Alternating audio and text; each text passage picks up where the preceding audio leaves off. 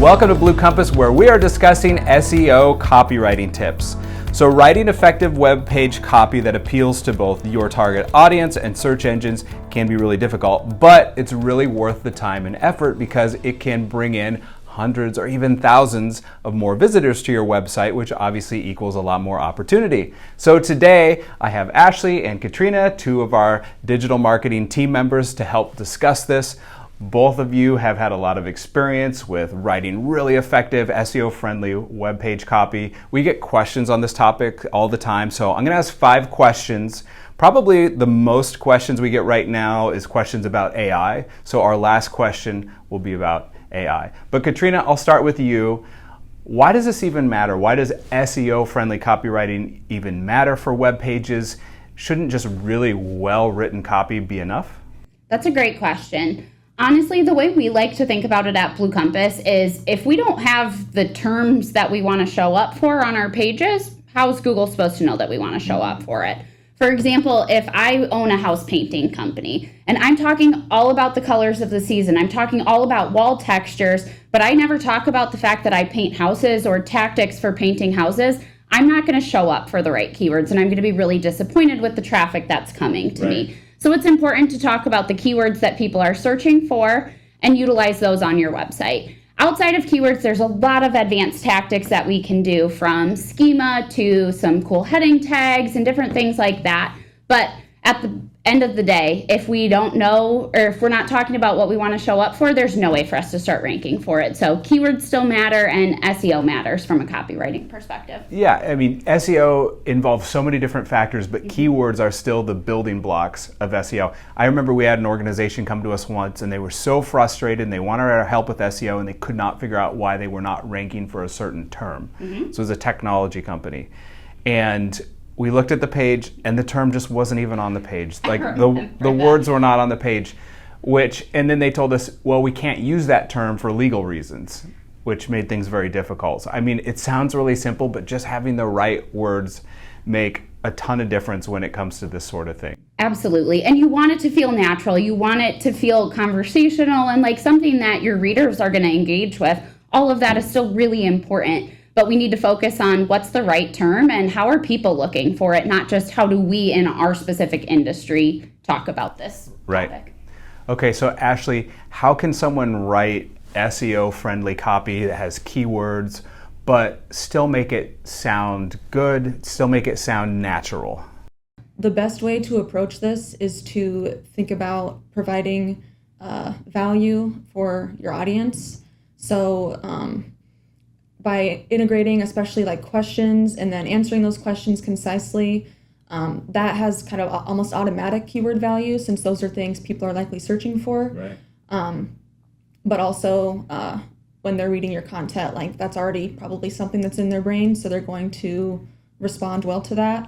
And Google also looks for signs of like expertise, credibility, trustworthiness, authority, those factors. So it doesn't really benefit you to overuse keywords if it's not providing value. So adding variety. Sometimes there's multiple ways you can say the same set of terms. From a digital marketing perspective, it can be digital marketing, online marketing, and then there's all the sub-services. So using those variety of terms, that's something you're really good at, Ashley. Thank you. And Google has gotten so much smarter over the years. I remember way back in the days, like the late 90s, people would just throw the same keyword in over and over again. And in some cases, people would change the color of the font to the same background of the web page. Like it's white font, it's a white background, and they would put 500 different of the same words at the very bottom of the page, and it would trick Google back then. And obviously Google's a lot smarter. So yeah, you can't be too unnatural about it. Like if your business is pet grooming, you can't put pet grooming just repeatedly like crazy on one page. But you're right, like using synonyms, use similar words and things like that. You can still use that type of a term, but with a little more variety, and Google generally understands the difference. Katrina, how many words should a web page have, and how should it be formatted? That's a great question. So the word count depends on the goal of the page. for a homepage, for a contact page, where the goal is really to use that either as a vehicle for conversion or a vehicle to get where they need to be. The word count doesn't need to be that high. We usually say about 300 words is the minimum. And why do we pick the number 300? If you do not have 300 words on a page, it's really hard to have an H1, a little bit of paragraph copy, an H2, and check the boxes that you need to have an SEO compliant page. So we always say 300 is the absolute minimum for those transitional pages. For any page that we truly want to rank and show up on a regular basis in search, our minimum at Blue Compass is 600 words. You need to have a couple paragraphs of copy. If you want that variety of keywords that Ashley was telling us about, and you want to be able to ask a question or have a heading tag that feels natural that somebody would actually be searching for and give information off of that, you cannot do that, execute that variety with less than 600 words. So that's the minimum that we have. Honestly, we usually strive for about 1,000 words on pages that we want to cover for more than one topic. We were talking about digital marketing before. For example, if I want to be able to hit on SEO, SEM, social media, a couple topics, you need that higher word count to be able to really hyper optimize those sections for those terms and have that variety that you need. So 1,000 words makes a really solid piece of copy or solid page, and it really makes it a powerhouse that Google can rank you for multiple types of terms, rank you for multiple questions and answers, and make sure that it is showing up in the way that you want it to be effective and make it worth the time that you invested in creating that really nice page. Yeah, and we do that for so many of our clients, and it works really, really well if you have a good amount of words, 1,000 words, even 2,000 words in some cases. Yep. Optimize it, have it flow really well. And sometimes that sounds like a lot, but if you think about it, the more words you have on a page, generally, the more opportunity to provide value to the visitor. But of course, it has to be really well written. It should be formatted well, like you said, with the headings throughout, so it's scannable by search engines, but also scannable by human eyes. Yes. And like photos and short paragraphs, bullet points. Yep. And you asked about formatting too. How do we choose to format a page? Honestly, Google's smarter than all of us. I hate to say that, but it's Google's world and we're really living in it. So when we're trying to decide how we want to format a piece of copy, we do a search for the keywords that we want to rank for. Google has A/B tested that search engine result hundreds of thousands of times. So they already know how they want that content formatted. And we can sit here and we can say, I know better. I know what my user needs. Yeah. We've got this. But the truth is, if we're not meeting Google in the middle, they're not going to choose our page over the page that's already there. So we use the formatting and the structure of the page that's showing up in that position 0 or that's showing up in that preview, usually on that page.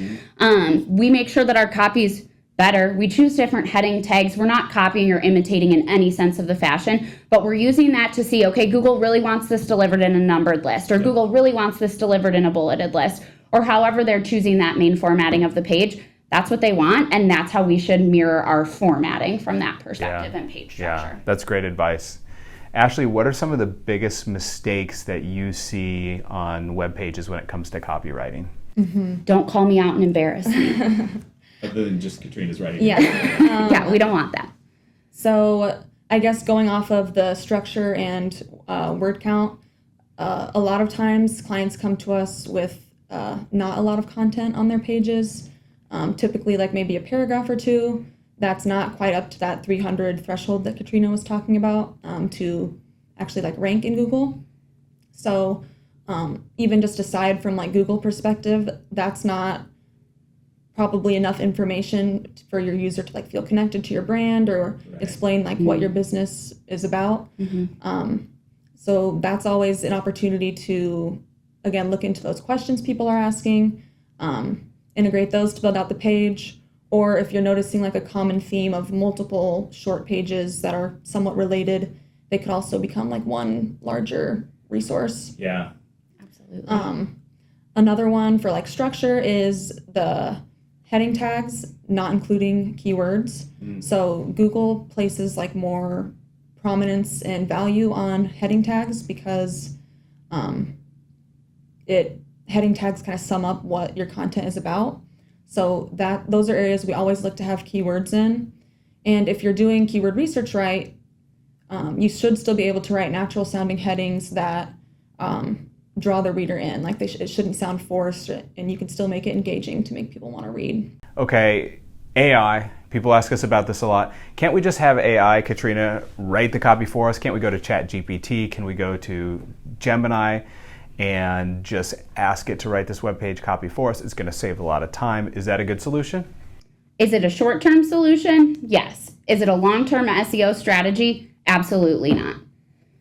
Google has already announced that copy and pages that are completely written by these AI services, no matter where they're from, are not going to receive the bump in ranking and not going to rank well long-term. Reason being, all AI content has to come from somewhere else. Yeah. So by nature of the beast, if you're asking any AI generator to write copy for you, it is taking bits and pieces of what already exists online, what already exists on the internet, and compiling it into a resource. So nothing's new, nothing's authentic, and nothing shows that what makes your company about you. So for that reason, it can't give you the results that you're looking for very naturally. And one of the things that I find the most interesting when we're talking to clients always have something that makes them better than somebody else, whether it's the service they provide. If it's a really niche product offering, sometimes they do more things than any of their competitors. There's always that uniqueness. And if you're relying on AI, there's 0% uniqueness in any of the copy that's being written because it truly is a copy and paste from somewhere else. And you really owe it to your brand to put your best foot forward and show that uniqueness with unique copy as well. Yeah, and I think beyond that too, there can be copyright laws and potential issues, and we're seeing more and more organizations be concerned about that and being concerned about internally them using AI to generate copy because like you said, AI copy isn't magically generated from nothing.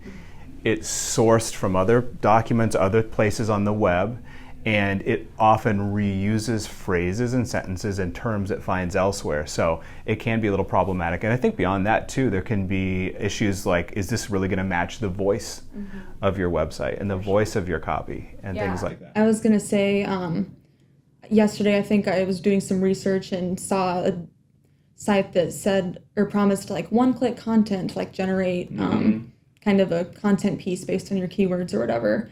And especially with the like innovative industries that our clients are in and the different products and stuff, a lot of them proprietary that like no one else is doing.